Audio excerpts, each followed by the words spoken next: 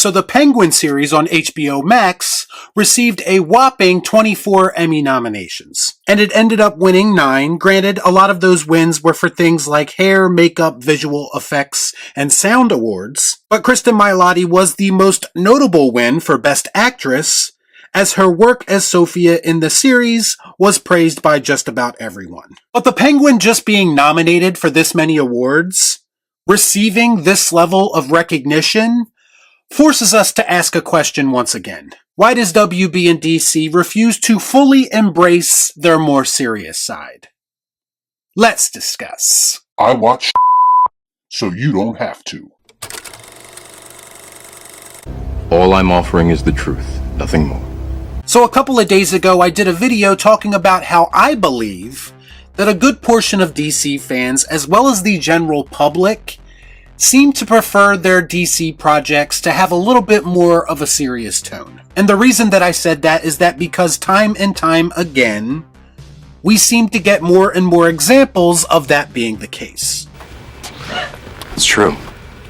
When Marvel was lighting up the box office, and every fanboy and fake critic from here to eternity was heaping this fake manufactured praise on everything that they did, during that same time, DC, while inconsistent, no doubt about that, they were changing the game when it came to major awards with projects like The Dark Knight and Joker. Projects that just so happened to smash box office records as well, and they were both the product of individual creative visions, not burdened by the obligation of trying to fit everything into an established universe. And what did WB and DC learn from that success?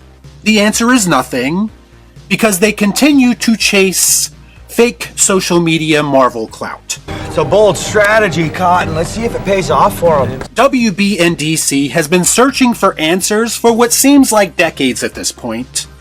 And yet every single time the answer is staring them in the face and they just refuse to acknowledge it. Here's the reality of the situation. From a pure quality perspective, nothing that Marvel was doing at that point could touch DC's best projects. There are great Marvel movies, especially more early on in the MCU, but nothing that reached the pinnacle of the industry in the way that Christopher Nolan did with the Dark Knight trilogy, or what Todd Phillips did with the first Joker. The answer has always been right there in-house: do your own standalone Black Label style films. And you will proceed to crush it at award shows and crush it when it comes to creating memorable, thought-provoking cinema. And you and I know that Marvel, on their best day, could never compete with something like that.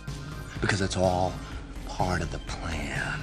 And yet, time and time again, instead of appreciating what they have, what they've already accomplished, DC and WB decides to push in another direction, all in an effort to get more empty praise on social media, just like Marvel does. And I'll never understand it. I will never understand how they continue to make the same mistake time and time again. And the funniest part is that then Matt Reeves comes along and does it again with the Batman. Now listen, I understand that some people have their issues with that movie. And hell, I would have even done some things differently, especially in the third act. But that doesn't change the fact that that movie was infinitely better from a quality perspective than anything else we were getting in the comic book movie genre at the time. Matt Reeves is a more than capable creative mind who has a lot more to offer than the hired hands over at Marvel Studios. I understood that reference. And then there was word of Matt Reeves having this whole little self-contained universe full of ideas that he would spin off of his Batman movie. We had the Penguin, we had rumors of a Gotham PD show, we had rumors of an Arkham Asylum show. There was also the original Clayface project, which was rumored to be a part of the Reevesverse at some point. And learning all of that prior to James Gunn even being hired as the head of DC on film, I was on record as saying, give Matt Reeves full creative control. Now, there were reports that they did in fact offer him the job, and he turned them down. But to me, that doesn't mean that you go hire someone else who is going to actively get in the way of what he was building. Matt Reeves probably just wanted the freedom to do non-DC related projects at some point, and I do not blame him for that. Because if he was also the head of DC Studios, then he would have a difficult time doing that. That makes sense. But the smart thing would have been to hire someone who will work close with Matt Reeves and help him bring his vision to life. Not hire someone who is going to reboot the whole DC universe yet again and disrupt plans for a potential Reevesverse. WB and DC again cannot stop getting in their own way as they continue to chase that Marvel clout. The funniest part is that they're doing all of this still, and Marvel isn't even Marvel anymore. People are starting to see right through that.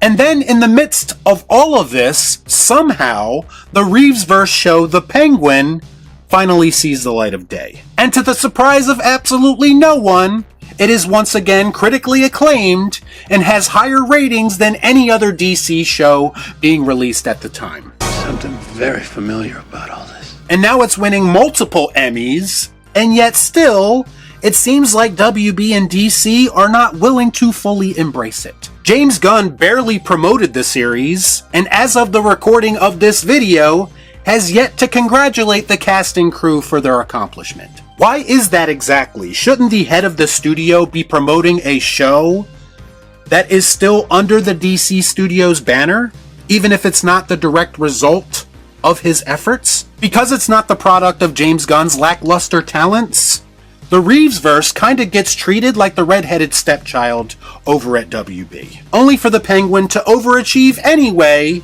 because the material speaks for itself. No convoluted explanations about what is canon in this show and what isn't. The fact that they couldn't lock down Matt Reeves and they had to settle for James Gunn pretty much tells you everything you need to know about the state of DC at WB. This is fine. You have a vastly inferior filmmaker now calling the shots because presumably nobody else wanted the job. What I would have done is to hire anyone that would be the head of DC on film in an executive or producer role. But make it clear to them that their job is to hear independent outside pitches for DC's cast of characters, and then that person would go on to pick the best ones. And then oversee everything as those filmmakers do what they need to do, free of studio meddling. No shared universes, no chasing Marvel, just focusing on making the best movies possible. Just like you allowed talented filmmakers to do prior to this, and those resulted in some of your biggest success stories. Do the same thing as last time. Everyone's happy. So after the Emmy wins the other night, I did start to hear rumors once again of The Penguin getting a second season. And we also have The Batman Part 2 finally starting to ramp up and looking like it's going into production. Without having seen either yet, I can already tell you that they will be of quality more so than what we've seen in the DCU so far. And I know that because of the people involved and their dedication to what they do. The way that the DCU is rolling out is still unproven as far as I'm concerned. The Reevesverse to me would have been a sure thing.